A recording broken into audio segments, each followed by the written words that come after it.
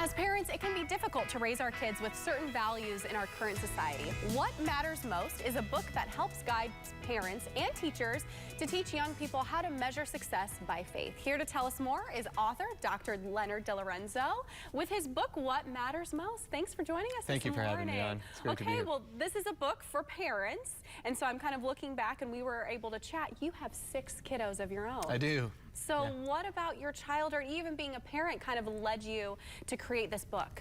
Yeah, it was really at the intersection of, as you mentioned, my own parenting, but also my own scholarship and research involved in theology and really working with people who form and raise young people to really, I think, ask the question, what are we forming young people for?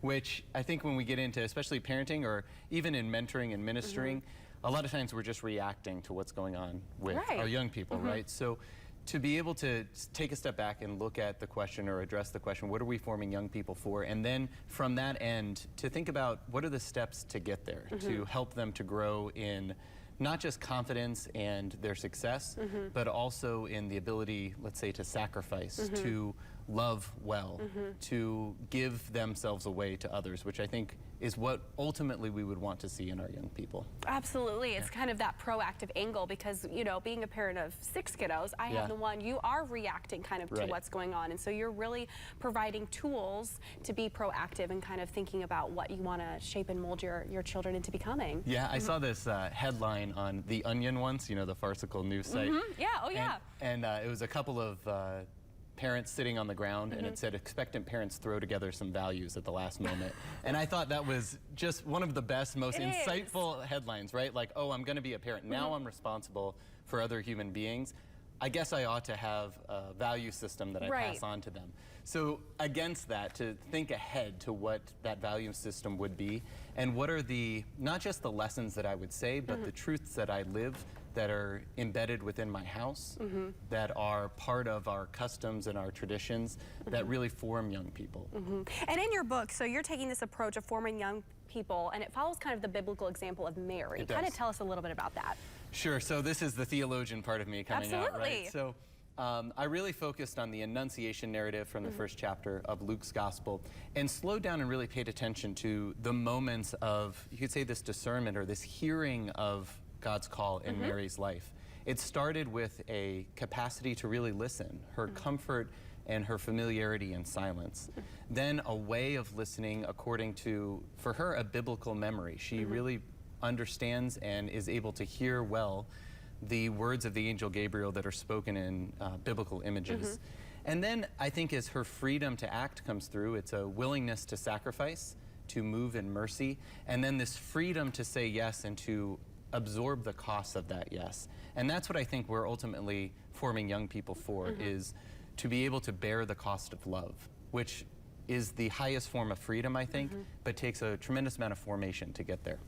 So it's just very interesting listening to you talk because you have 6 kids and you're taking this very theological, your study, your academia, you're a professor at Notre Dame. So kind of how are you melding that as a parent? And how is that working for you, taking your academic side, your theology, your value system, and then putting it into that practical form? Right. Well, step by step and with a great deal of difficulty. Yes, you know? right? So it's always, I think it's always a danger to put yourself in a position of even appearing like an expert on anything, especially when it comes to parenting, because each of us is in the same position of going through this the first time as parents. We are. And I think what my wife, Lisa, and I have really come down to is that our regular routines and habits are some of the most important things for forming our children. So what do we do on a week-to-week basis? What are the regular commitments that we make? And as we know, when we make those commitments, they require sacrifices. It's, if we're doing this, we're not doing that. If we're valuing this, well, that means that something else is going to have to fall off the schedule.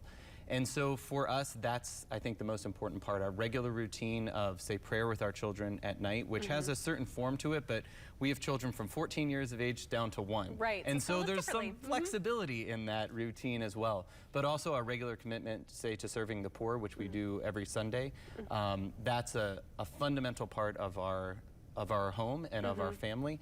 And that, I think, we're not just doing as a lesson for our children, but because we have learned that that's important and that moving from our own private good to the good of others is what it means to be really free. Well, fantastic. Well, if you want to catch out this book, What Matters Most, Empowering Young Catholics for Life's Big Decisions by Leonard DiLorenzo, here is the number to call. You can also check it out at leonardjdilorenzo.com, correct? And you're also on Instagram or Twitter, because we have a handle there for you. Are you on both? I am. So we're on both. Okay, so make sure you check that out if that book sounds appealing to you, and it does, I think, for every parent. So thanks for joining us this morning. Thank you very much.